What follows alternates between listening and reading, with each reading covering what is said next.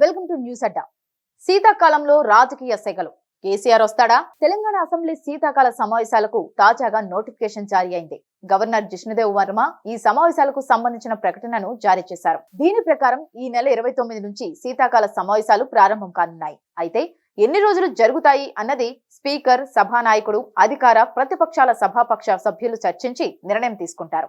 అయితే నారాయణపేట్ జిల్లాలో ప్రసంగించిన సీఎం రేవంత్ సభా కార్యక్రమాలకు సంబంధించి ముందుగానే ప్రకటన చేయడం, ఆ తర్వాత గవర్నర్ నోటిఫికేషన్ జారీ చేయడం గమనార్హం. ఇక పేరుకు శీతాకాల సమావేశాలే అయినా సభలో అధికార ప్రతిపక్షాల మధ్య జరగనున్న వాడివేడి చర్చలు సమావేశాలకు సెగ పుట్టించాయి అనడంలో సందేహం లేదు. ప్రధానంగా జల యుద్ధాలకు ఈసారి సభ వేదిక కానుందని పరిశీలకులు అంచనా వేస్తున్నారు.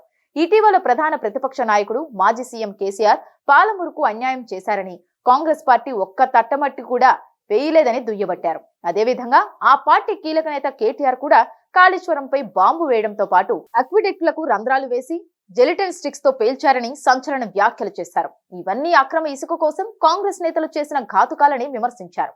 ఇక మరోవైపు ఏపీ చేపడుతున్న పోలవరం బనకచర్ల ప్రాజెక్టుకు కూడా రేవంత్ సహకరిస్తున్నారని బీఆర్ఎస్ నాయకులు ఆరోపిస్తున్నారు. ఏపీ ప్రయోజనాలకు రేవంత్ రెడ్డి కాపు కాస్తున్నాడని, చంద్రబాబు శిష్యుడేనని ఇటీవల కేసీఆర్ ఆరోపించారు. ఈ పరిణామాల నేపథ్యంలో శీతాకాల సమావేశాలు వేడెక్కడం ఖాయమని పరిశీలకులు చెబుతున్నారు.